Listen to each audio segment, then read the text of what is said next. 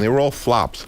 So all the big directors turned them down. And they decided to make The Godfather very low budget, Right. and a young guy and I had been known as a screenwriter, so they figured they'd get a free rewrite.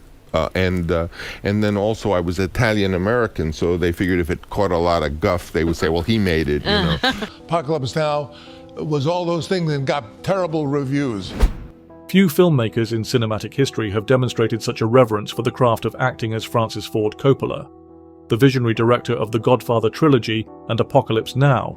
You don't ask with respect. You don't offer friendship.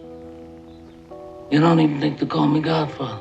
Has repeatedly cited his influences and inspirations, not just in terms of storytelling and cinematography, but also in his deep admiration for the actors who brought his narratives to life. President of Paramount Pictures, I am telling you that Marlon Brando will not be in this movie. Coppola's appreciation for these figures goes beyond mere acknowledgement. His praise is effusive, deeply analytical, and rooted in an understanding of their transformative abilities. To contemporary audiences, Paul Muni may not be a household name in the same way as Brando or Pacino, but for Coppola, his significance in the annals of acting is unparalleled. The director has described Muni as arguably the greatest actor of modern times, a statement that speaks to the performer's remarkable ability to dissolve into roles with an almost unsettling authenticity. Muni's filmography reads like a masterclass in versatility. It's a nice way of catching, huh? What do you mean, catch me? I wasn't doing nothing. You was kissing him. Sure, what of it? Well, I don't like it. You're missing lots of fun, Tom. Listen, I don't want anybody kissing my sister, understand?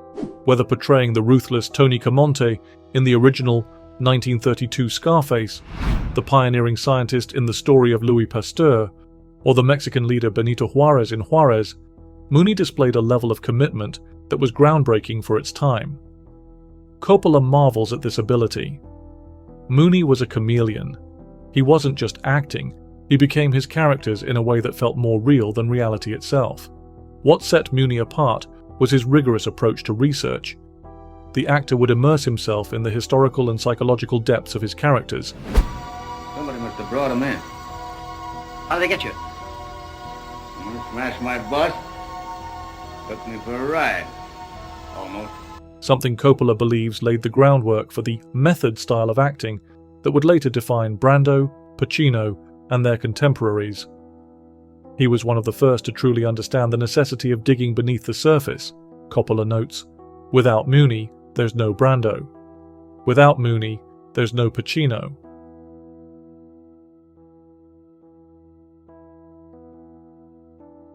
If Muni provided the blueprint, Marlon Brando was the actor who brought it roaring into the mainstream.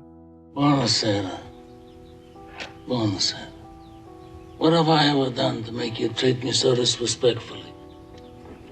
Brando's influence on Coppola is profound, not least because the two collaborated so closely on The Godfather. The director has spoken at length about his admiration for Brando's ability to infuse performances with a level of naturalism that was, at the time, revolutionary. Brando changed everything, Coppola has asserted. Before him, acting on screen was still theatre, just adapted for film. Brando made it feel lived in. It wasn't performance, it was existence. Brando's approach to The Godfather remains the stuff of legend. Accept this justice as a gift on my daughter's wedding day.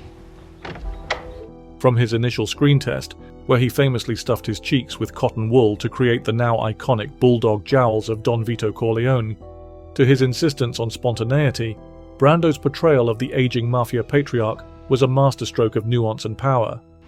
Coppola recalls, watching him work was like watching a painter who doesn't know what he's about to create until his brush touches the canvas. But beyond The Godfather, Brando's legacy looms large over the entire discipline of screen acting.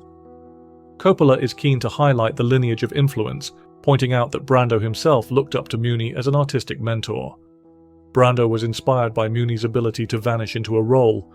He took that idea and infused it with something raw, something primal.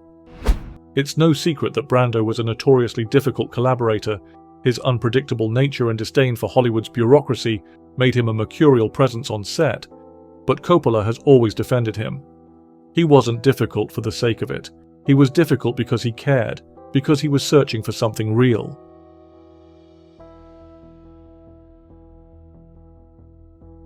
If Muni laid the groundwork and Brando reshaped the landscape, then it is Al Pacino, whom Coppola credits with carrying the torch into the modern era. His casting as Michael Corleone in The Godfather was, at the time, a gamble. The studio had initially resisted the idea, believing Pacino to be too much of an unknown entity to carry such a central role. It was Hyman Roth that tried to have me killed. I know it was him. Coppola, however, was adamant. "I saw something in him," he recalls. "I knew he had the depth, the intensity, the quiet fire that Michael Corleone needed." Pacino's performance is now regarded as one of the finest in cinematic history. His evolution from reluctant outsider to ruthless mafia don is executed with a precision that is almost surgical. Coppola describes it as a masterclass in restraint. Every movement, every glance, every pause was measured. Pacino himself has acknowledged the influence of Paul Muni on his approach to acting. In particular, his portrayal of Tony Montana in Brian De Palma's Scarface was heavily inspired by Muni's original performance in the 1932 version. "I studied Muni," Pacino has said. "He had a way of making even the most monstrous characters feel human, and that's what I wanted to bring to Tony Montana." For Coppola, Pacino represents the culmination of a lineage that began with Muni and was revolutionized by Brando. "It's all connected," he muses. "You can trace the DNA of great acting through these men."